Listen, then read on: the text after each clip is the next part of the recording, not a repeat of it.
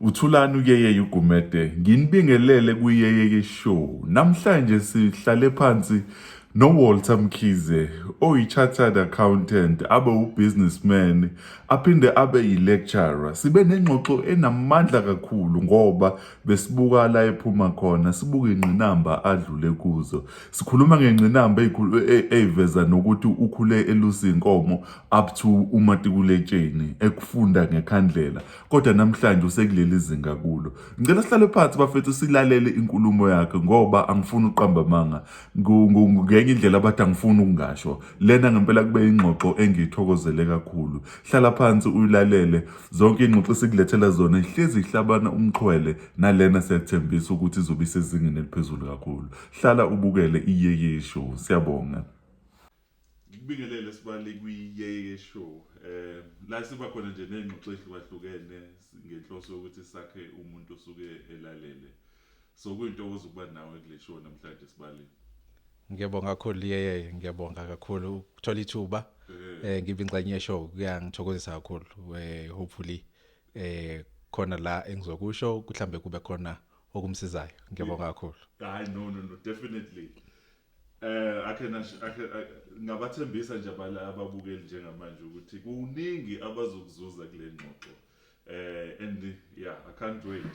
So let us get straight to it. Into yokuqala bengifuna ukuyithola la, bengifuna nje ukusibeka esithombeni ukuthi kwagcwenzwa kuyindawo kanjani, you know, and ukukhula ngakhona, imaphi ama memories ucabanga ukuthi mhlasimbe njalo uthi uma ucabanga indawo akufikele, you know, because indawo ehlukahlukene zinazo izinto eziningi ezithi ayifane kodwa kuba nje nalezi izinto ngathi ziba unique ngendawo. So for umuntu ongazi nje uma ungachaza indawo kagcwenza mhlawumbe ne-impact kuwena nje just ukusakhela isithombe. No, ngiyabonga kakhulu indawo yakagcwenza aba esikhule nabo nesihlala nabo endaweni yangakithi kuye kuthiwa ugcwenza ongasokeli umuntu. so kuthiwa ugcwenza ongenankinga. So kusho ukuthi from that point one can feel ukuthi indawo sikhula thina indawo ebinokuthula kuyindawo enenhlonipho nje abantu bakhona kwabantu obonayo ukuthi indawo yenkosi indawo indawo engaphansi kwenkosi ugcwenza njengoba kuthiwa ikagcwenza njengoba siphethwe inkosi uNdimande. So ikagcwenza kahle kahle indawo engaphansi kwendwedwe bese kuthi indawo eziningi ezidumile insuze kuzoba ungconga bese kuba yithina ke kagcwenza. So ama boundaries kwesinye isikhathi abantu abaningi baye bawa confuse kodwa nje sugcwenza thina. So indawo yangakithi indawo esemakhaya I think into esiyenzeka manje kunale improvement esiba khona kodwa nje sikhula bekuyindawo esemakhaya impela nje la umuntu mhlambe mangabe ufuna experience ukuthi impilo yasemakhaya injani ila ubufika uthole khona ngoba sikhula thina ngize ngenza umatric ngiqeda sikhule nje kungekho gesi umgwaqo uyibhuqu still namanje nezikole sithe ukuqhela nomakhelwane umakhelwane wami fanele ngithi ukuhambela mangabe ngiyombona. So indawo yasekhaya nje ibiqalwa umncele bekuba umhosha ngala indawo yakamkhize umhosha ngala then bese kumakhelwane ihambe all the way izifika emfuleni ezansi bese kumakhelwane. So manje umakhelwane umkhomba ngaphesheya. So indawo yasemakhaya angempela ukuthi ivulekile and omakhelwane baqaqene which is into ebesibona kade sikhula kodwa ke isiya improve manje aba imizi isithanda ukusondelana and ukufika kwagesi as well has made a big impact endaweni. You can feel ukuthi kunoshintsho olukhona than kade sikhula.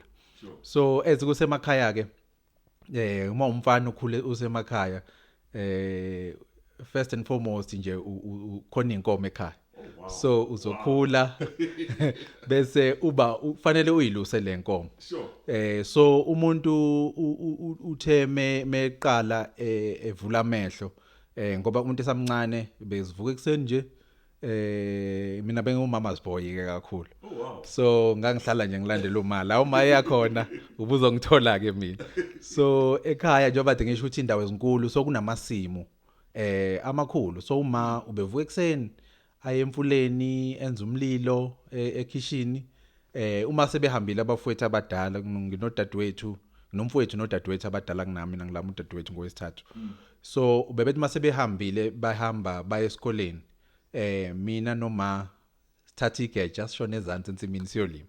So mina ke bengifike ngibekelwe nje phansi kwesihlahla ngihlale lapho, uma uyalima ke la kuze kushona ilanga. Hayi ukuthi beyomlekelele emasimini. Bengisamfishane kakhulu.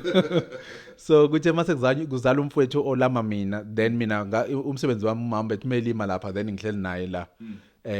Kodwa uthe noma esezelwe njengoba ade ngisho ukuthi ngumama's boy, bengingavumi ukukhumuka ebeleni. So ibele kwakusayilami nje, even though ngase ngilanyiwe kodwa ngangakakhumuki. So umfowethu ngangimsusa ngimbekele ngiqhubeke nengcence ngoba ingcence bekweyami. So umuntu nje ekhula ke eseqale isikole, kwayilana nakhona kufanele uqale ke manje uyolusa impela nje, ube more one mobuye esikoleni fanele ubuye, if inkomo beyiboshiwe fanele kuyoqaqa inkomo uyozilusa ukuze zingadla amasimi abantu, bese uyazihambisa emfuleni ziyophuza amanzi, then kuukuthi ilanga selishonile sekufuna ibuyele esibayeni. So impilo ke leyo umuntu ayiphilileke nje ekhula. Ngiyakhumbula ngenza ugrade 1, uma wami usho ukuthi ngokubuka impilo nokuthi ikusasa lizoba njani, kwakufanele ahamba ayosebenza. So kwafanele ukulima lokho ade kwenza kube ngabe kusabi into azoyenza njalo. So fanele asuke ekhaya ahamba osebenza eGrey Town. Being umama's boy, so mina ngangikhala ke manje esikoleni ekseni. So ngangivuka nje ngikhale. We used to walk about 4 to 5 kilometers to esikoleni. So ngangiwalka from the age of 5. And I used to cry all the way. Not ukuthi ngikhalisa ukuthi indlela yinde or ngikhathele. It might have been the case, but it was more ukuthi ngishiya uma emumva because ngifuna ukuhamba nomama mina ngiyofunda naye. So umuntu ukakhuleke kuleso simo. Then nje umama esiyosebenza, umuntu wasala nogogo ekhaya. Sakhula ke nje sesibheka ugogo on a day to day basis uma simbone makuphela inyanga, nobaba ke ubaba behlala la eMaritzburg, esebenza la eMaritzburg. So afike ekhaya makuphela inyanga egrosile. Mkhize wayikhulisa kahle ingane zakhe, wayigross okwangempela into. Wawubona nje ukuthi indoda ezele yaziyo futhi ukuthi izele. So ekukhuleni kwami ke nje umsebenzi omkhulu nje bengwenza bewukulusa inkomo, which I was passionate about it, and I took as my only responsibility. But ke kuthe ngoba sihlala nogogo, ugogo akanawo amandla njengoma. So ekseni bekufanele siqale sivuke siyolima, ilanga lingakaphumi uhambe niyolima, umane nje isikhathi fanele uhambe uyosenga inkomo, kuma ugezwe esikoleni.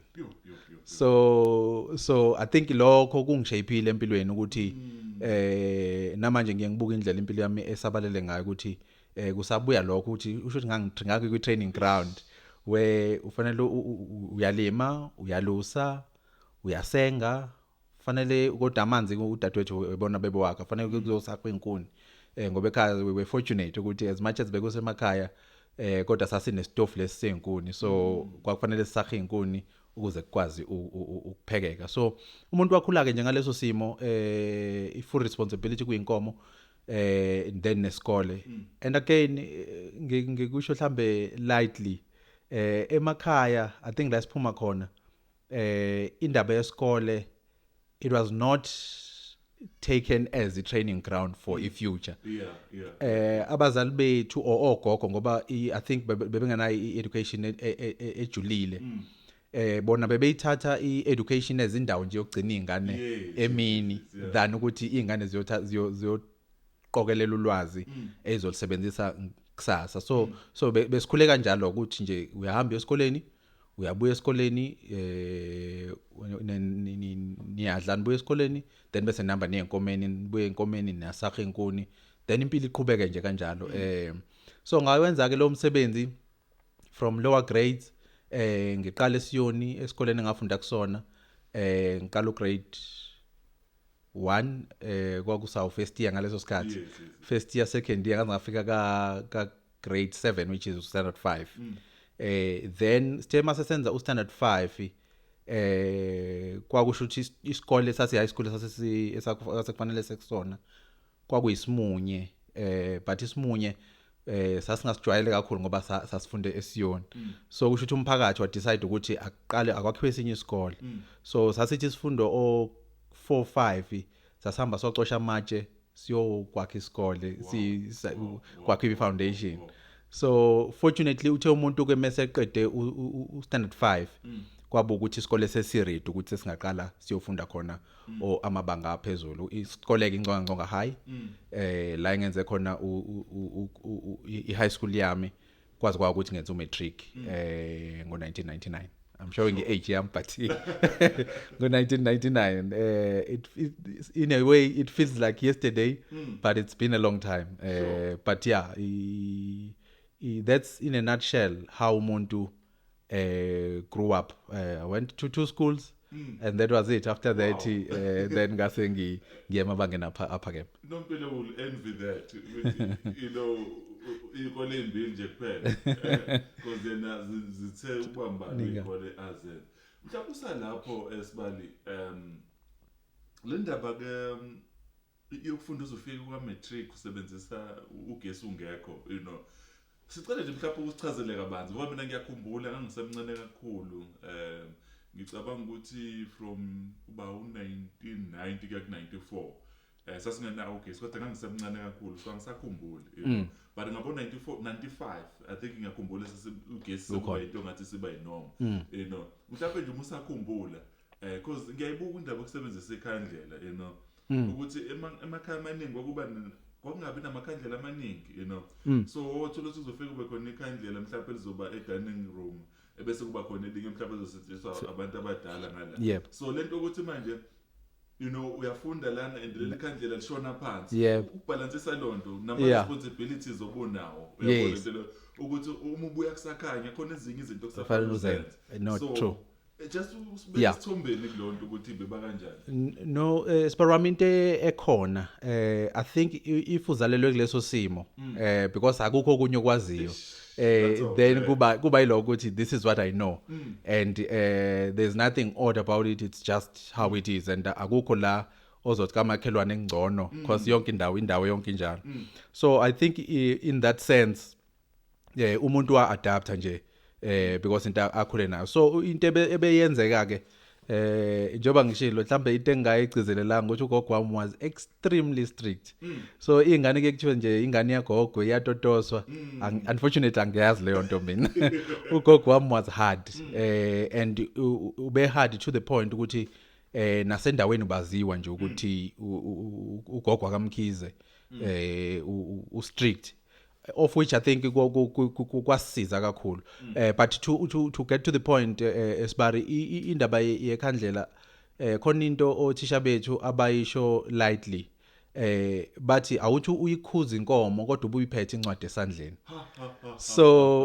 umuntu bethi mabuye esikoleni and ngayibamba serious because kumina I knew ukuthi ugogo uzothetha ngamakhandlela so ugogo bekuthi uma ngabe sekuthandaziwe ekhaya bekuthandazwa ke mase kuyolana bekuthi mase kuthandaziwe bese expect ukuthi amakhandlela ayacisha because ne budget phela iningi amakhandlela so uma uzofunda isikhathi eside and njoba ngisho ukuthi kubona i-education was not into ukuthi wakha ikusasa per se so uma usuzo yesikoleni ekseni uyabuya futhi usazomosha amakhandlela ebusuku bekuzoba khona iclash so into eyangisiza I think ukuthi uma ngabe umuntu ebuya esikoleni uthathe nje lawo ma notes uhambe nawe yenkomeni ngesikhathi ugudle emasimini ugade ukuthi inkomo zingangena ensimini uyafunda la incwadi yakho as well so I think that's what helped and then kuthe uma ngabe seku serious ke uprincipal wethu wasengconga uJai take my hat off Mr Khoza wasiza kakhulu sithema senza umatric because he understood ukuthi emakhaya indaba yamakhandlela nebudget is an issue wasithengela ilempe ayisebenzisa igas wathi nenza umatric so if ningakwazi and sasesikhombisa leyo interest ukuthi sifuna ukufunda more ukuze sikwazi ukuthi sipass then wasithengela wayibeke ehall so we use that so we will spend a little bit more time mhlambe uthola ukuthi masishayisa isikole sizoya emakhaya umuntu ayophuzisa inkomo mayiqeda ukuphuzisa inkomo mase kuqala ngathi sekuthi ukunqundeka amehlo sekuba ngabo 6ish uyawalka ubuyela esikoleni niyofunda ke manje kuyongena iclass lantambama so sifunde ke ngaleyo ndlela I think inayo ke into eyasiza kakhulu kwa matric but before that I think we angifilanga kakhulu ngoba if ufunde esikoleni isikhathi esiningi that was it and then ntambama ukuthi nje wenzele homework and usiyobona ngakusasa indaba yokufunda it was not ukuthi uyastudisha as one would study like abe ne set timetable yeah no ijulile Sibali ngiyabonga now into ebengifisa ukuyazi ke lesibali njengoba uke wachaza ekhaya akubonakala kune drive enkulu yokuveza ukuthi imfundo ibaluleke kangakanani you know so nami ngiyakhumbula nje ngikhulele kwi-environment kanjalo la ebengekho umuntu ebengazuthi ube into enkulu ngemfundo yabona into so bekuze kuncokolwe ukuthi nje into ebalekile kwena ukuthi wazi ukubhala nokufunda ukuthi angenwa lapha kunjalo so kuba ngazuthi mase kunjalo sekuphelele and ngiyakhumbula lento ukuthi yabalimaza kakhulu futhi nodadewethu ngoba kwezinye indawo bebekhishwa esikoleni early kuthiwa usefunde ngokwanele ubuseyakwazi ukubhala igama nokubhala incwadi yeah so mene njengalezo Sibali befuna ukuthola ukuthi manje le bug yokwazi ukulangazelela ukufunda ngisho mene njengalezo la ungazothi i-drive ayikho mhlawumbe endaweni ngoba futhi makunemfuyo kini uyakwazi nawe ukuyibona ukuthi hayi mangafocusa kwimfuyo ngifocus emasimini sisazolala sidile yebo so manje ukuthi umqondo wakho uyithola ususabalala go beyond the accepted standard yes ufune to do more mhlawumbe nje ungasithatha back ukuthi ikephi lwaqala khona ukubona ukuthi imfundo was more than isikole was more than uyohlala esikoleni ukubhala ama-test nama-exam but there was more to it than that no thanks but I think for me as young as I was ngoba ngiqala isikole ngina 5 and my first teacher waka first year I think isikole I always say namanje ukuthi I was extremely blessed ukuthi she was such a caring loving mother kwakumama Sibiyi uyena wangifundisa ukubhala ukubamba ipeni wangifundisa ukubhala grade 1 and ngiye ngisho namanje ukuthi umuntu uhlale busy but ngiyengifisa ukuthi ngangimbone nje just to thank her because usaphila so I don't think ukuthi there's enough material thing engamnika yona ukubonga so I think that mothering and asicatshulise kwasiza because ngalezi ikhathi esikoleni bekushawa strong so kwakunomema owawazi ukuthi nje uma ingena isibhaqa wozaphume so ukuba no teacher ababefana nomema Sibiya it made you wazi ukuthi ukhona umema ongacasha ngakuyena then kuthe mase ngiqhubeka ka grade standard 2 grade 4 khona omunye uteacher wafika esikoleni uMr Chamani for some reason I think kwaba ne connection nje yabakhona naye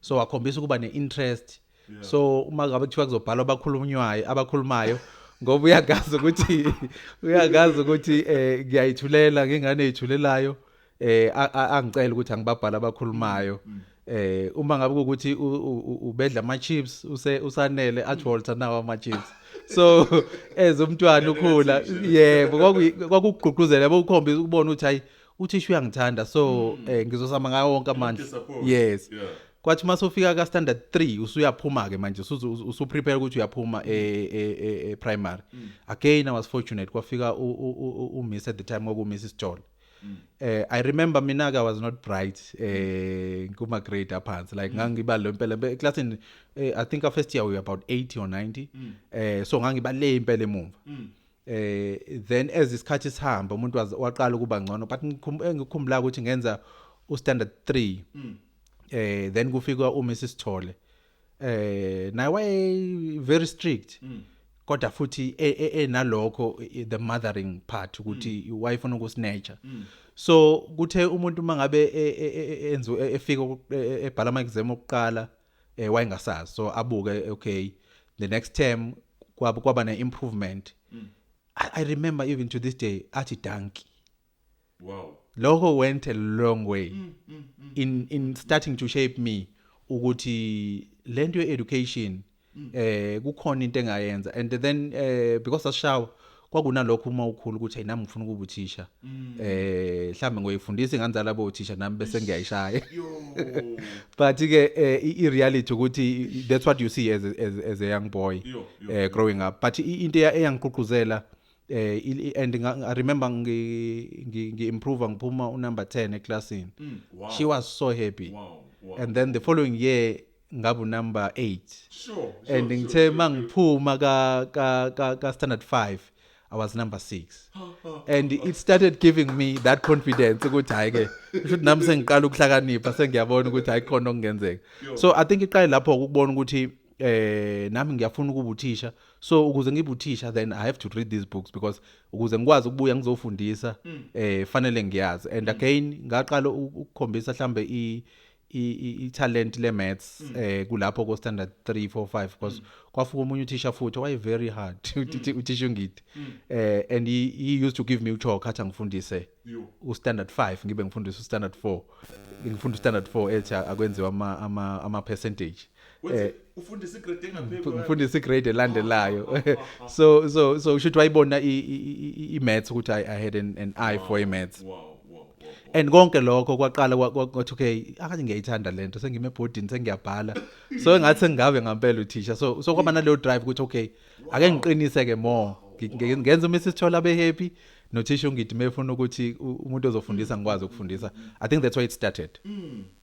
Then uma sengifika ke high school bonke laba ba grade number 1 to number 5 bebengasekho eclassini lami, abanye bayakwezinye izikole. Uma ngifike high school then isikole sethu had 2 streams, had commerce no general. And we knew ukuthi ucommerce kuyafailwa, ugeneral kuyaphaswa. So ngoba mina ngifuna ukuphasa I went straight to general. Sure. And mangifika ka general likade ngu number 6 e-primary akasekho lo wade ngaphambili. So immediately I knew ukuthi ngizoba number 1. I'm going to be a top student ka standard 6. And then because my mind had already accepted that, then that's what I was. Wow. I was number 1 and because lento ye maths ushuthi ayisingenile and kuthe makuphela unyaka u principal u Mr. Mkhize then came and said sesiyonke sekwenza u standard 7 wathi u Walter must come out of general like commerce. Wow. Because even if he fail accounting he's doing well with maths so uzokwazi ukupass. I remember nje uthisha bami were not happy because babethi but if umkhipha kulenta good kuyona shothi sifuna ukuthi simsearch for failure. Kanti u Mr. Mkhize had seen something else. And then that's how I ended up ka commerce and wasekukhulunywa ke indaba yokuthi okay accounting, that's when I was introduced to accounting. And I remember clearly sengenza matric. It was about July, and again that thinking what you want to be something but ekhaya bay understand leyo nto nasemphakathini bay understand but unakho lokho ukuthi maybe something I can do something. So I remember go July kufika umunye ubhuti nje wayefunda university ezobona abantu baka general not baka commerce, and then he came to a class in lethu for literally 10 minutes. What hey guys nenzi accounting ama accountants are earn u 25,000. And that was it for me. And I remember I had 50 cents in my pocket at the time, so now I'm looking at 50 cents no 25,000 and all that I need to do was to read books. I made a decision that day ukuthi ngizoba accountant and I'll read up until give you accountant. So yeah, that's a beautiful story. Yeah, so that's why. So and deep down mangibuka manje I'm a teacher at heart. But because I had that 25,000, then I was driven ukuthi ngenze accounting to the level I did it up until today. Yeah. Wow. No. I'm loving this. This is beautiful. Yeah. Now, what I wanted to check now. Siyaqeda ke manje u matric. How was the transition? Ukuzama ukunderstand ukuthi sikumele ngiye tertiary. Bese kuvele sekusethe ukuthi uyaqeda lana uzohamba uyofunda endaweni ethile noma nje khona izinto okufanele zenzeke lana Yeah. uze kufike kuleyo ndawo. No, Sbaram kuleyo, and I think I can't say it. I don't have the words. But Maktiwa, God is great. That's the one area the way uma ngibuka ubukhulu baNkulunkulu ngimbona ukuthi no God is really great. Because ngenza umatric njengoba nje ngisho ukuthi only in July I decided that I was going to be an accountant. Wow. Not knowing what do I need to do to become an accountant. And then with the assistance your teacher we tried to fill ngesandla and paid the amount that was needed and send the application. And again bengisemakaya so iposi liphuma esikoleni. So you fill these things and then you wait. So uma ngabe umuntu eseyifilishile lezo zinto you just waiting ukuthi koze kuvulwe ikoleke kuma ngithola incwadi. And so you can see ukuthi umuntu there was no set plan ukuthi uzofunda la uzokwenza le course because all I had in mind was CA and that's what I said mangifike university sekuzo register ngathi ngifuna ngizokwenza CA and everyone laughed at me because they didn't there's no such but that's information I had so 25,000 that's all I had so indaba yokufika kwami e-university ubaba wami had been retrenched at the time so and again thinking of imali efunakala umuntu mezoqala university it was literally impossible ukuthi I could get to a university and kuthe uma ngabe kuqala ke unyaka i-university had sent a letter to my postal address which was a school which was closed and I didn't receive the letter then when I got to university bathi no sebeze by revoke i-offer because I didn't respond on time. I needed to respond. I needed to pay the acceptance fee and so on and so forth. But kwaba nendiya Mr. Den Naido engafikela kuyena. Nalapho sazi isingisi. So ubaba wami ngenxa ukuthi he had been working since 1972. So he had pick up isingisi by the way no standard 2 baba so lesingisi ubespeaker emsebenzini so yena wayengikhulumela nalo Mr. Den Naidu so to the point ukuthi he had to phone a finance and bavuma ukuthi bazo reinstate i-offer ba reinstate uNSFAS and now they needed an admission fee of 500 rand and my father had been retrenched so I got now 500 rand. So then everything was coming to a standstill. But that decision that Uma took ukuthi uyosebenza is what saved me. Because then when I went to my Great Town, he was able to borrow 500 rand and then I came back and then I was able to get to university. But to get to the point, Esbari, it's a miracle ukuthi I was able to get to university and be able to choose the accounting as a course because mina all I knew ukuthi ngiyayithanda accounting ngiyayithanda ibalo but I didn't know little did I know ukuthi kune management ofanele kuyenza kune economics kunani so kulezi zinto ze theory I'm not so good but ama numbers I can try ama numbers so ama numbers were driving me towards the accounting and again, I was just going on that not because I knew what accountants do. I knew what to study to become an accountant. I didn't know all of that. But because ngangizwela 25,000 nokuthi accounting ngiyayithanda, that's why I was studying here. I wanted to study accounting. Sure. I don't know. That's beautiful. So ngiya-assume ukuthi buhlale res. Yes. Yes. Iguruguru zase res mfethu. Ziningi izinto ezenzeke res abanye abantu abangayinaki. Kubuya ngase nje istyle uhleli kahle kanti yabo nje thina abanye ngiyakhumbula nje ukudla nokwazi ukumanage ukudla irresponsibility shoot up ngenye indlela.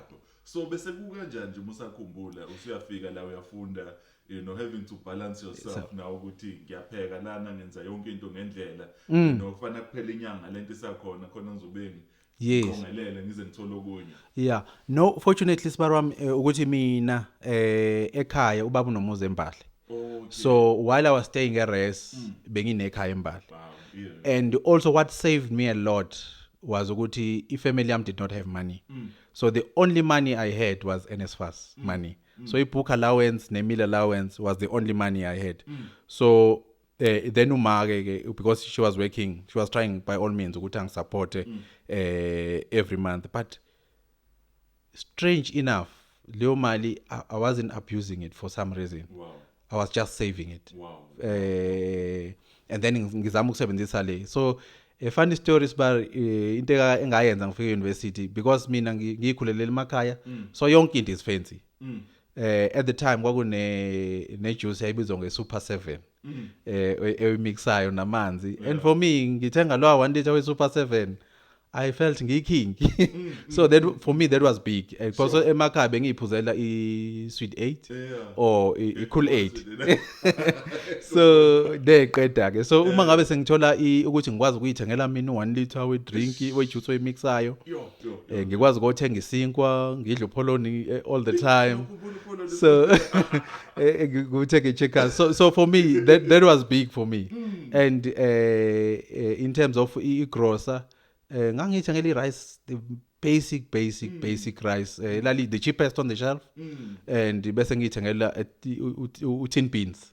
That was my food, the rest. And to the point ukuthi because ngishilo ukuthi ekhaya kusembali, so on a Friday, and I love my siblings and nabazali, so kwakumnandi nembali nje, I was excited still ukuba sembali. So bekuthi maku Friday makuphela lecture nje ngingena ekhumbini ngibuyele embali ekhaya, then I'll come back on a Monday. So uma ngibuya on a Monday, then I'll buy a loaf of bread, count how many slices are there, divide by the number of days in a week. Then I will eat those slices as per my calculations now. I won't exceed, because if I exceed, then by Friday I don't have ukudla ngizoba nakho. Then what I'll do, I'll take isinkwa half ngisifreeze esinye ngisibeke la. Then as I need, I will take lesana ngisdefrost ku microwave, then ngidle kanjalo. And then quick while ngifunda bengizothatha i-rice lami liyabila lapha ngiyafunda la. Because again I was again, I mean because we are born level yabantu ofunda nabo nezinto abayidlayo. So I bought a 2-plate stove, which is not allowed there, so you must cook in your room. But ngangeke ngikwazi ukupheka ubhontshisi laphana abantu be roast inyama nani. Ngangeke ngikwazi ukupheka le rice engangelipheka abantu bepheka lama brands abo. To the point ukuthi sithema sekuhamba isikhathi, one of my very good friends uchakeni wangisiza ngifika university, was making a joke at leli rice la Mkhize liyingcucu. But it was filling my stomach, and mase sihleli kwi lecture theater akekho wazi ukuthi uMkhize udle i-rice liyingcucu, ubala isinkwa nje obe la, we the same, and we're there to study. Yeah, so I think that's what discipline, of which I think again it goes back to me ngikhula ukuthi ekhaya bengidle ekseni mangihamba, ngoze ngidle ntambama mangibuya. Indaba yokuphatha imali, uphatha lunch ibingekho, ubudle ekseni uhamba udle ntambama usubuya uhamba yenkomeni bese udla masulala. That's it. And I think nase university ngiqhubeke ngaleyo ndlela ukuthi I'm not going to be fancy, I'll just keep, as long as ngidlile nje ngasutha, then I'm fine to go on for the next day. Wow. Just on that Sibali, because ngifuna umuntu olalela athola isithombe kulento Sibali. You know, at times sabantu sikhula siphuma kumakhaya asuke sikhuliswe ngediscipline na yonke into, but uma usufika kuleya ndawo yase university noma esetertiary, uyithola usufuna ukuyiphikisa indawo uphuma kuyo manje khona uzokwazi ukuthi ubelonge nawe manje lana, you know uqala mhlawumbe uquestion izinto ukuthi kungani mina ekhaya benginikeza u50 rand uma ukuthi khona abanikezwa o300 yabona. So buyibalancisa kanjani lo nto yakhulaza mhlawumbe kolalele njengamanje ophuma esimene esinjengaleso, but instead ukuthi accept ukuthi azokuthini, I have a goal to reach here. As much as yes background ayikho inhle ekhaya, kodwa angavumeli lesimo esincane lesi sengisibekezelele isikhathi eside ukuthi singishaye egcineni. Yes, yeah. I think isipari into eyangisiza kakhulu engaphumini emgqeni. For me, I think indaba yokuthi bengiphuma emakhaya isingisi singasazi kungisave entweni eningi ngoba izinto eziningi unfortunately for thina as ama males zilahleka kakhulu ngoba sifuna ukuimpressa ama sisters bethu. So the fact ukuthi mina ama classmates nama university mates akhuluma isingisi even ingane yomzulu ikhuluma isingisi one way kwangilimit ukuthi hey ngizokhuluma ngithini nalezi ingane. So so kwangilimita. And also mina ngeke ngizwe abantu bethi they enjoy their life at university. I suffered at university. I language barrier was huge. It was huge. So to the point ukuthi mina bengithi mangibuya kwi lecture angizwanga nokuthi lecture ibithini. So I needed to buy a Zulu English dictionary to try and understand ukuthi textbook izama ukuthini mina because lecturer kufanele ukuthi ayishongo lutho because I couldn't hear anything. So lokho took a lot of my time. And kwangiforce ukuthi ngibe even more disciplined for me to pass. And again ukuthola uNSFAS I made ubaba assign ama documents ayingawa understand naye. So deep down kwakunalokho ukuthi if I don't come right mhlawumbe uba umuzi kababa could be at risk because if uNSFAS usufuna ukuperfect ama securities ingekho imali mina sengifailile then my entire family won't have a home. And and mina ke ekhaya mhlawumbe bengakushongo I was blessed ukuthi ngibe noma abawu2 so ubaba ube namakhosikazi awu2 so lo uma wami lo wala eMaritzburg beku uma wami omncane. So to put them at that risk for me it was gonna kill me. So I had to make sure ukuthi I stay disciplined and I work extremely hard ukuze ngikwazi ukuthi ngishintshe impilo ekhaya ngikwazi ukuthi ngikwazi ukuthi ngiqhubeke impilo ibe ngcono kuya phambili. Wow. Hayi siyabonga Sibali. Now Sibali uyayithola ke degree yokuqala manje. Kwenzakalani lapho Sibali? You know after the story of usichaza manje isiyaphuma degree yokuqala la you know. Yeah, no Sibali wami ukuhlangana kwe degree I think nakhona njoba ngisho uNkulunkulu is great. And usenda abantu ngesikhathi sakhe abazokusiza empilweni ukuthi akwazi ukufeza leli cebo lakhe. Ngoba uma ngifika e-university a friend of mine engammeet for the first time ku line siyo register, he's the one that told me sesifika phambili ukuthi no there's nothing ekuthiwa CA, you can't study CA. You're going to have to do BCom accounting. And then wangikhombisa because we're doing the same thing wangikhombisa and most of the time wangikhulumela.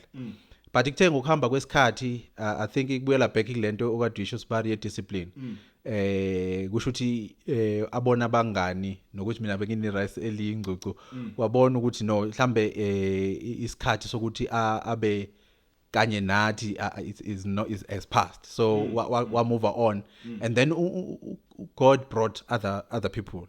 And then ibona bangilekelela ukuthi sifunde sikwazi ukupass. So ibona abangenze ngingakwazi ukuthi umuntu akwazi ukuyithola degree because it was not easy.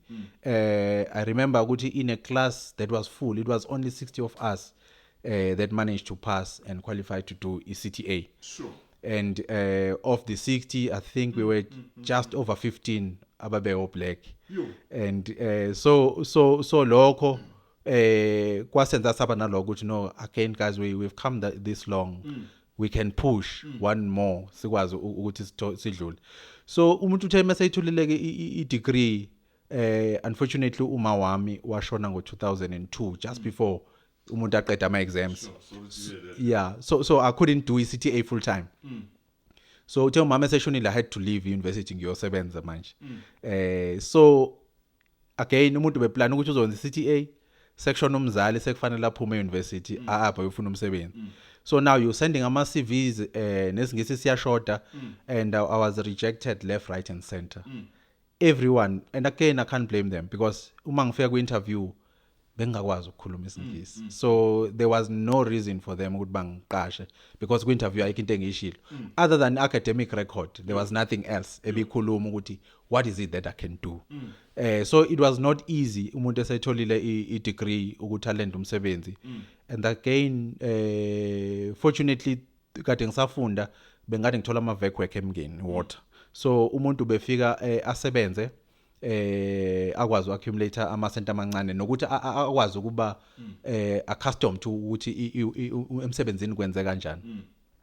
So fortunately ngithe mangabe ngiqeda ama exam ngayo emngeni ngayo kwenza i-vec work yami ithe mayiphela kwakhona umsebenzi ovelayo la sasithenjiswe khona ukuthi umuntu uzohola 6,000 and we were so excited and when we were there only to find ukuthi 6,000 was commission. Sure. The highest money I made in 1 month was 150 rand.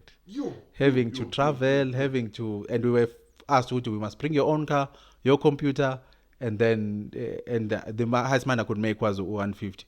And then again, bese ukuthi omunye umntwana sasifunda naye saw i-advert on campus ethi kufunakala ama-trainee accountant in a small accounting firm. And nakhona there's nothing I said. Because again isingisi sasingishaya. Kwathi ke and the manager was not happy ukuthi ngangizoqashwa kule accounting firm. But his staff partner insisted ukuthi no, we'll give him a chance. We're going to put him with probation and take it from there. And for me, I said no, that was the mistake. Because masebe ngifakile, I will make sure ukuthi I do my utmost best ukuze ngikwazi ukuthi ngiyicement indawo yami and ngibakhombisa ukuthi what I can do. So after umuntu ethola degree, it was not easy. But ngithe mase nginikwe chance, I grab it with both hands. Ngasebenza kanzima ngakwazi ukuthi umuntu aqhubeka aye phambili. Wow. So Harvard House. It was Harvard House chartered accountants at the time. Babebizwa ngo Porter Pabrick chartered accountants. Now they are known as Harvard House, and it was a blessing. Ukuthi ngiserve a Harvard House, which is was a small accounting firm at the time, but a small, very established accounting firm. So they taught me a lot of things, and from grassroots accounting all to a fully fledged auditor, to the point when I left and I had to devise audit programs, my partners were very happy with what I could offer, and it was a great experience that I had. So ngiyakhumbula, if I'm not mistaken, khona la ungathi kwaqale kwayi-challenge ukuthi uthole umsebenzi because of communication. Correct. Kwabo ngathi nje it's the biggest hindrance for you. Yeah. Yes. And then somebody was athathe risk njengoba usho. Somebody was like, okay, let's give him a chance. Yeah. So Spari, I mean, uma wenza accounting, kune big 4 yama accounting firms, and that all of us dream to be part of. So umasifunda, all of us so sithi sifundela ukuyosebenzela big 4. So now if beg rejecta bonke, and I mean everyone was rejecting me. And then I stepped down, ngathi let me try accounting firm Maritzburg, and all of them rejected me. And it was only this firm Howick that said we will give him a probation and try him. So it was a big breakthrough for me ukuthi ngi-offerishwe a position, and it started uma sebenginikile i contract, it started building back that confidence. Good, no man, I know what I can do. I might not speak English, but accounting is what I live for. Yeah. Now, thank you so much. I'm not sure ukuthi nagejana kangakanani nompilo. Kodwa all I know ukuthi umpilo umefika kule nkampani wathi usebenza kuyo. There's one name she kept on hearing about. Hey, there's this guy who used to work here. You know? Yeah. Every other thing is ukhulunywa kuzohleze kuna leli gama. There's this guy owayesebenza like towards Mkhize. That guy was something else. Yeah. You know? And I remember sihlangana first time ngikubona sasikade sila grounding ilento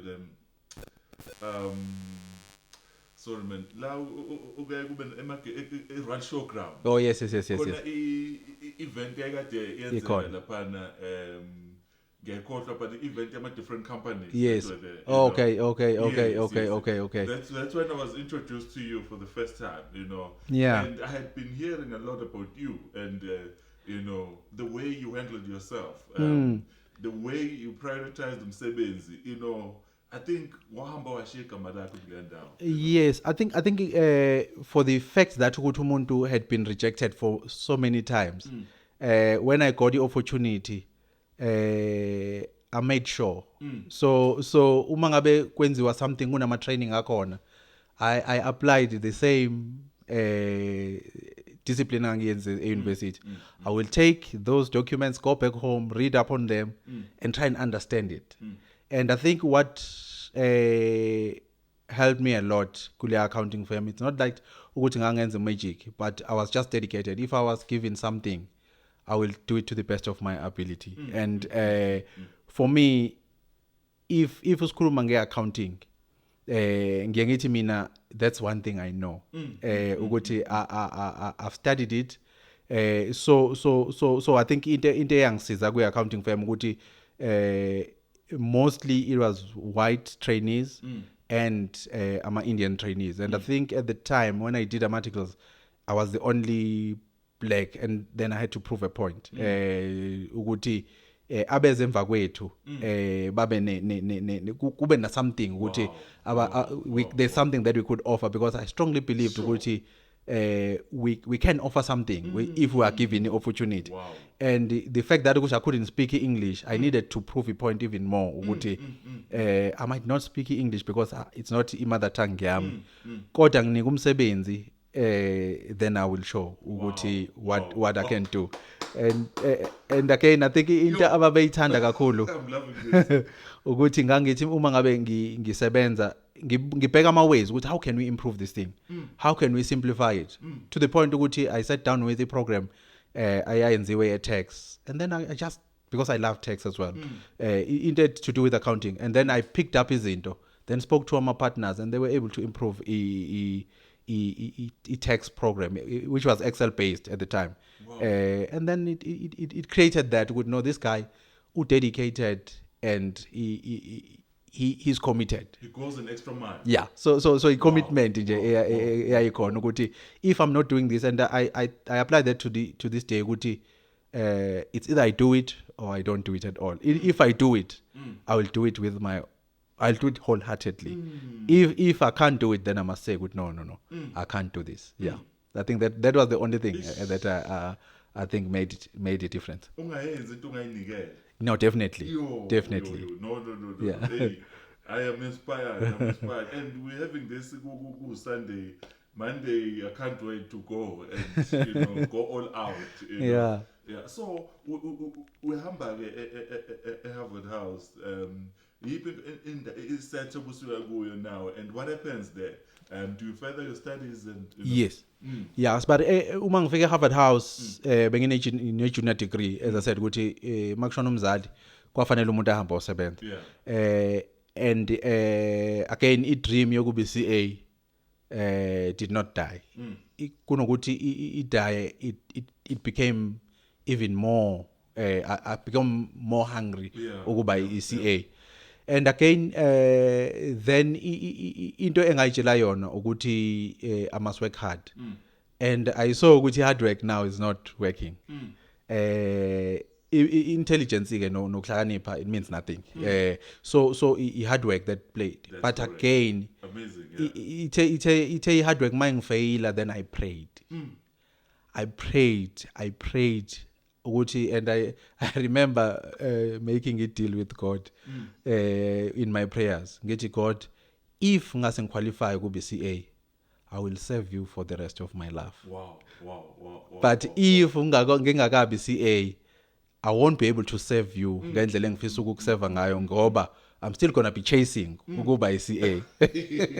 So I think that prayer went a long way, because at Harvard House, then I needed to continue with ECTA, of which I did. And again, first year, I did it at UKZN, and I did not pass. And then I had to repeat. And And fortunately, because I had proved myself, we accounting firm, they paid for my studies. So they gave me a check to go pay for my studies, and then I did it at UNISA. And at UNISA, the first time I got my study card, I knew that I got my CTA. The first day I received my study card, I knew that I know I got it under the belt. And then I worked hard. I mean, we used to go and audit in the farms a whole week, and then I'll come back, study, wake up early in the morning, study up until umuntu as a pass. And then I told her ECTA yam. Then the next thing that I needed to do was to write a board exam. But again, kunalento that now kumina esiyenzeka manje, because I had achieved CTA at Harvard House. I had achieved. So now I couldn't pass to board 1. So I wrote to board 1 and failed. Wrote it again and failed again. Sure. And then there was an opportunity that arose at Natal Witness for a financial accountant. Then I came to the Witness. I was new, nobody, but general manager was very impressed. We interview, and he said, "Hey, he's been interviewing for a long time for this position, but he think he has met the right person that will fit his profile. So he will definitely call me." And I remember I was doing my last audit, and he audit him at the time. It was my junior trainee that had given me advert as a witness. So there's a job a witness, and in not so many words, my father gave me this advert. What, Walter, you must apply. He feel this is your job. Sure. And 30 minutes after interview, I got a call which have been offered a job. So that's how I transitioned then from the auditor, because at the time I was a co-auditor. I could audit working. I was an auditor at heart. Then I needed to move to witness and be financial accountant. And then again, mangifike witness, I'm unknown. Again, besiyavuka le hanga yokuthi I must make my name and leave ukuthi witness is giving me this opportunity. I must grab it with both hands. And again, uma ngifike witness, then I needed to prove myself. So prove myself was nothing better than ukuthi I had to pass a board exam. And then witness, because it I think nabo when I got there, because they didn't know what to do with this auditor on day one, they asked me to just review izinto that has been done, just to see what do I think. And again, by the grace of God, izinto a reviewer, I discovered that they made an error and they had overpaid the tax. And it was a couple of million rands. Overpaid tax. And then when I brought it to my general manager, he thought I'm just a typical auditor that think they know better because they've just been finished articles. And then I pushed. And then if you believe Guti, there's an error, but you must remember this thing has been checked by more than 5 CAs with extreme experience. So if when ufika ucabanga ukuthi khona error yenzekile, go for it and take it to SARS and see what you can get.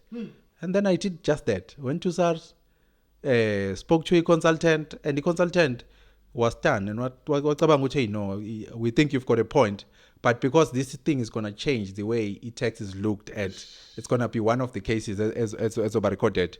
I'm going to have to get the authority from head office. They must look at it, then come back to me before I can agree with you. And then I think 3 months later, they agreed with me, and the money was paid into the witness account. So I was blessed again, which I was at the right time, right place. So then that's how I stamped authority. I'm a witness, and then base befuna hold. How do we hold on to this guy? Then they had to pay for my studies before I could even finish a probation. And then I remember HR was not happy, but EGM had to go to ECO and get special approval, which they needed to pay for me, otherwise they might lose me. At least if they pay for me, whoever wants me, then they have to buy me out of a witness, which is not easy if bengakwazi. Sure. And then ukumuva kwami ke senge witness kwangisiza ngoba I needed to prove myself. So then mentally then I was able to pass part 1 of the board exam. And then I passed to part 1 of the board exam. And then in that time, a witness as well, because I had proved myself, our financial manager left, and then I was promoted to a financial manager position. And within 6 months, I was promoted again to be an FD. Wow. So again, it was just working hard and just showing employer ukuthi uma kuthiwa kuzosetshenzwa you here to work ngenhliziyo yakho yonke. And then bese ukuthi uma ngabe ukuthi usu out of the office, then out of the office, but uma usemsebenzini uzosebenza. Sure. Yeah. No, Spali, yo, this is amazing, Spali. I'm loving this, Spali. Yo, I can't wait to sit down and relax and watch this and repeat it, you know. Now, konke kodwa ngididile la. Ufika usevela inkampani ama-million. And then u-HR ufika uba nenkinga. Understand yenza kanjani leyo nto le? No, look, i-reality ukuthi u-HR has got ama-policies. Okay. So for them, if they don't follow policy, people must finish probation before and be permanently employed before a company can invest any money in them.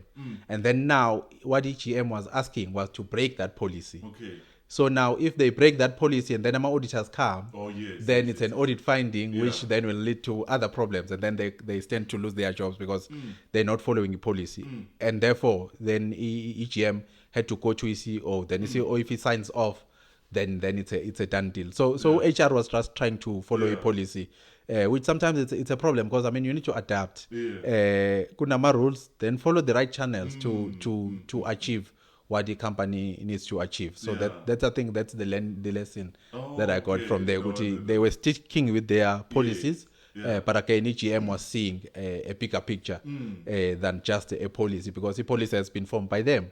And then if they want to change the policy, then they can change the policy to suit our operations a business. Yeah.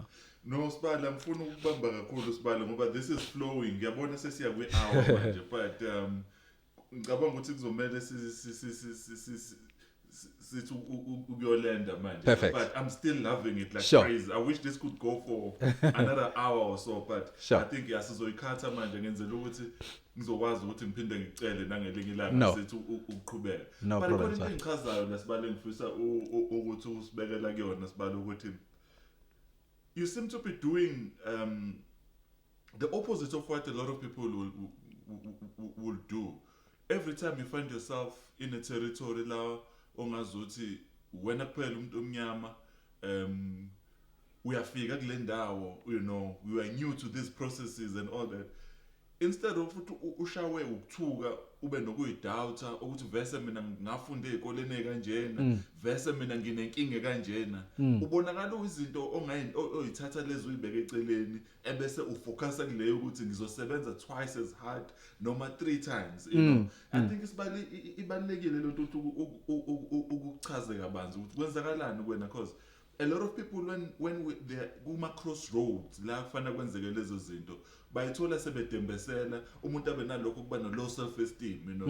Yabo ukufunda nabelungu ufunde namandi kuyakwitizwa nje lapho kukhulunywa nje, you know, these people they think on their feet because language abakhuluma yona bayijwayele baphupha ngayo, you know. Nakho lana uyafika wena, you know, wenze njani ukuthi manje ungayithola usuba glorifier, you know, because it's easy ukuthi ugcine usujaza ukuthini mhlambe the best thing I can do here ukwenza sure ukuthi I submit under them kube ukuthi nje ngilandelana nabo noma yini abathi angenze, but wena ngibona ungazuthi uma ufika ulwela ukuthi yazi ukuthini I want to show them ukuthi what is it that I'm made of. Yenza kanjani lo Sibali, because ngicabanga ukuthi ukhiye.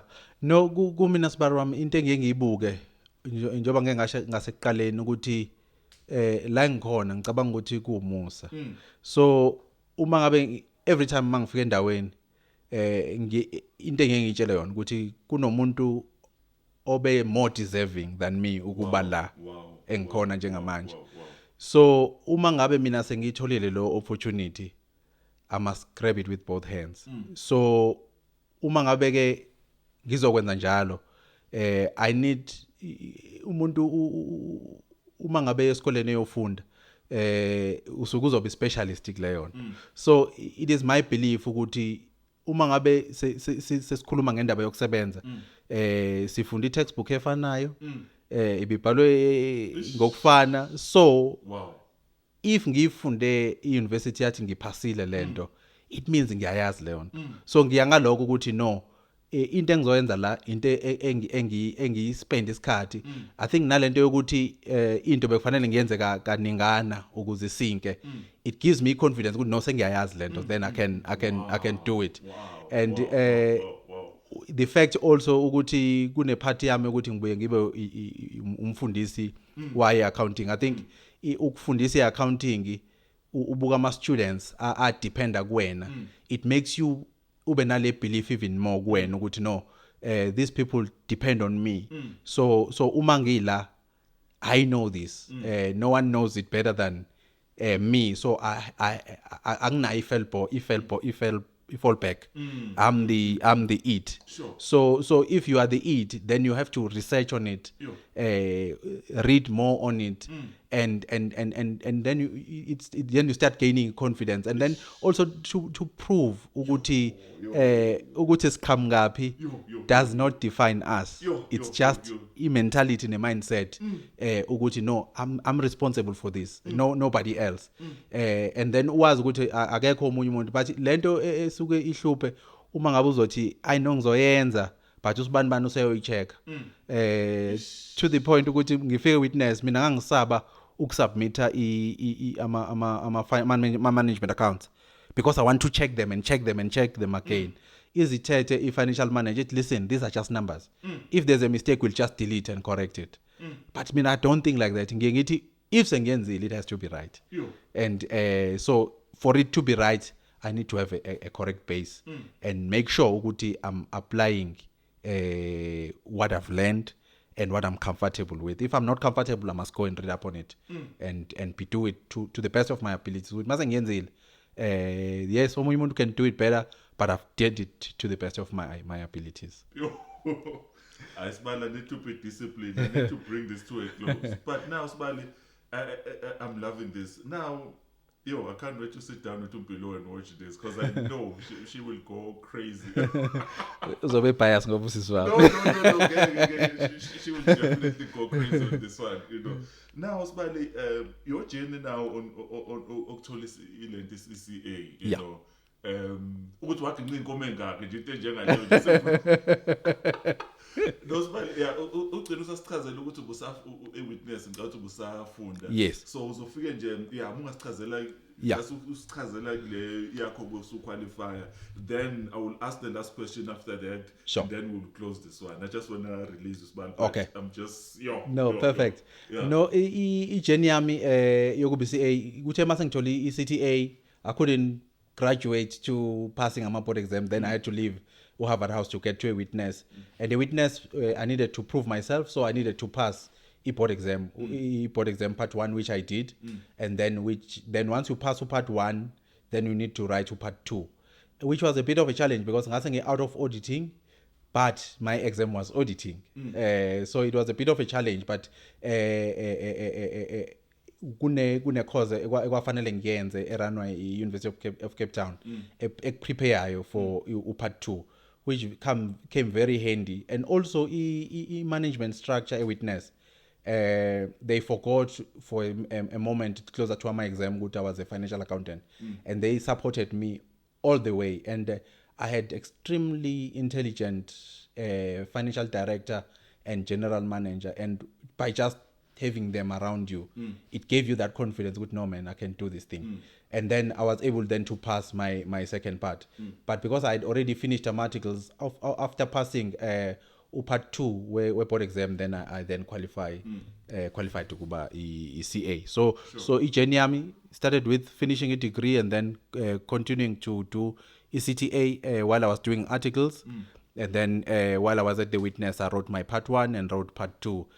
Fortunately, part 2 I passed it first time, which again go more because I said earlier I'm not good with theory type subject, but part 2 was auditing, which was more theory. Sure. But ngakwazi ukudlula. So yeah, I think when I look back and I look at abantu engangifunda nabo nababehlani ngalendlela eyisimanga abagcina bengakwazanga ukuphasa, I don't think ukuthi mina ngangihlakaniphe to that level. I don't think ukuthi I'm a hard worker ngaleyo ndlela, but I think umusa kaNkulunkulu nje ukuthi umuntu akwazi ukuphasa kuze kube la. And sometimes I believe ukuthi mhlambe kwathathwa nama marks ezinye ingane afakwa kumina ngephutha. It's quite amazing. Lezi zinto lezi sibuka as if zama hindrances, you know. Bekungafundeki ekhaya bengilusa inkomo. This and that was happening, you know. But ulusa inkomo uphethe incwadi, you know. So almost these things are zama obstacles. Ufika endaweni la kunama obstacles, but because of the past obstacles ugcina ungasawaboni ama challenges ala ufika khona. So the beauty of having gone through the challenges is that you end up enjoying each journey. Ngisho zifika inkinga wena because you remember what you've gone through. Ugcina ungazuthi nje uyakwazi ukuphikelela, you know. And for you to do it that way and kube ne-humility, I think it's quite amazing. And this is the story that I believe wonke umuntu kufanele sizwe lesi story osishela namhlanje, because it's a story that will take this country far, you know. At times we make excuses kungafanele senze ama excuses, you know. Even nami Sibali, I believe ukuthi I'm doing well in my corner, but the conversation enginayo njengamanje now iyangichallenga, because while I'm being praised kwelinye corner, I am realizing that there's still more I can do, you know. There's still more noises that I can still tone down. Focus achieve what I need to achieve. But this is amazing. I will still request to next month spend the sibe session, because there's still more esadinga ukuthi sikudingide. But umbuzo wami ogcina Sibali engicabanga ukuthi uzobe usugoqa ngawo ke. Uma sikhula kanjena Sibali njengalendlela okade uyichaza, which I can relate eyintweni eziningi as much as ngingalusanga, but in terms of a background I can relate. One of the biggest challenges Sibali abantu ababhekene nayo ukuthi le drive obe nayo, how do you then instill it enganeni oyikhulisayo, noma find a way ukuthi zingabe ingane sizikhohlwa noma ziluze ukuba driven, you know, because a lot of times abantu abakhule njengawe, you will find ukuthi gcine sekuba ne challenge enganeni, you know. Uthola ukuthi ube driven yena wakufuna konke wakuthola, but manje abantu asebakhulisa, it's all within reach, you know. So senze njani ukuthi while it's within reach, but sibe nakho instilla something enganeni zethu ukuthi zikwazi, you know. And while ngisho njalo, before uphendule futhi I would like to mention something engakaze ngakhuluma nawe. You have one of your sons engicabanga ukuthi kuma business ukwenye level, you know. He is one guy wafika la wanoka wasicela ukwasha imoto, wathi umeza ukuthi ngibhale incwadi, waba neindlela ukuthi we need to sell these books to these people. So every time I listen to him I'm like, umfana omncane kangaka ucabanga kanje, you know. So I'm asking you that, but I want you to keep that in mind. There's this thing that I see kundodana wakho, and as you explain, so that nathi sizosizakala. Yes. How do we raise these guys babe driven? While most of the things are within reach. You know, but it's a very difficult question. For me, I believe ukuthi personally, lento yokukhula comfortable kakhulu ukuthi yonke into wena fanele uncengwe, fanele worshipwe as a child. I think problem iqala lapho. I think before you can be a friend to umntwana, you need to be umzali. And ukuba umzali, it means ukuthi kuzoba khona ikhathi la ozobeka unyawo phansi ukuthi no, this is how we're going to do it.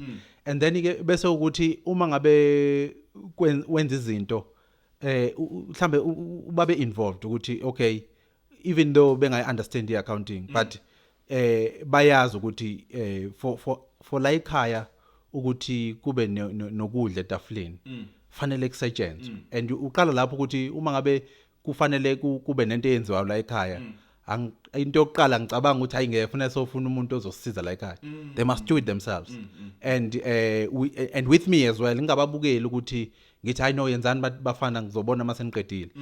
sihambe nabo sisebenze nabo khona umunye mfana wami omdala nje I make it a point ukuthi uma ngabe kukhona mhlambe la kukhona ibusiness elincane esiliqalile labangcwabi sithi uma ngabe fanele kuhanjiswe imoto ezohamba ziyolekelela lapho ngimvusa noma ingasikhatsini ukuthi siyahamba manje siyosebenza sihambisa imoto kubantu abazosiza ukuthi ba drive ama families and then you can come back ke wenza ofanele ukwenza so ipoint engiyakulona sibari ukuthi lento iqhamuka ngoyi role model if uzokhuluma bazoyizwa but bazoyikhohlwa but if you involve them ukuthi let's feel let's touch it let's do it together I think ilapho la eqala khona and then you talk to them ukuthi ukuze ngibe la ngikhona mina it was not easy but izinto engizama ukunenzela zona is to try and reduce the burden but I can't do it for you you still gonna have to do it yourself mina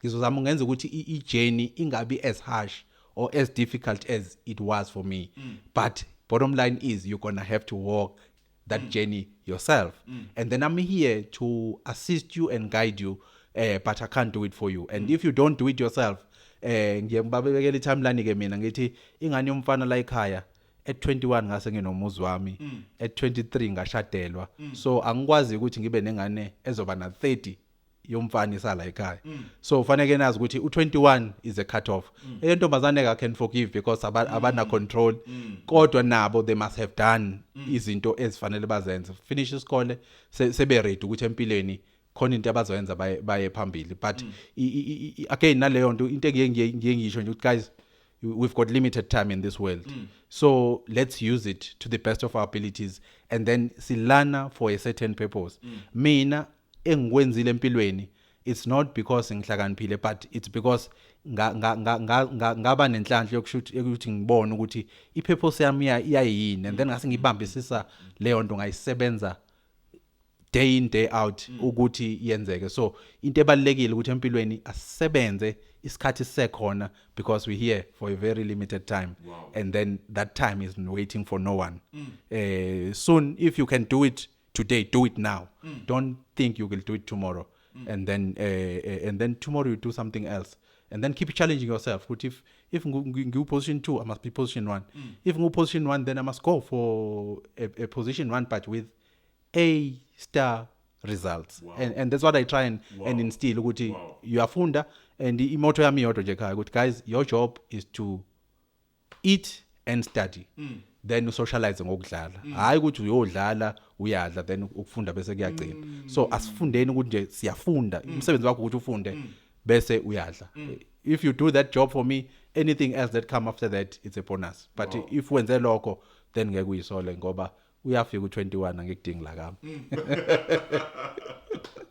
Spadi, thank you so much for your time and thank you so much for your generosity and thank you for sharing. You've shared so many things that are very powerful, but the amazing thing ukuthi you were also sharing your weaknesses as well, you know. There are now izinto ongathi bengahambi khona ngendlela you could have ignored that and only shared izinto. In fact, that is what people need because when we see you manje so you see you know sibona ngazi ukuthi kuvesana kwenzeka but to understand the journey yakho Spadi siyabonga no I can't wait for i-session elandelayo la sobe sigqile emabhizinisini umsebenzi obhizi ngawo futhi njengamanje umsebenzi omkhulu kakhulu but we just needed this to help somebody right out there you know siyabonga kakhulu Spadi no kubonga mina sibari wami and ngibonga opportunity and I think what you started is great and I strongly believe and having watched abanye abantu that you have invited I think it's really gonna help a lot of people because I think again it's not ukuthi we know it all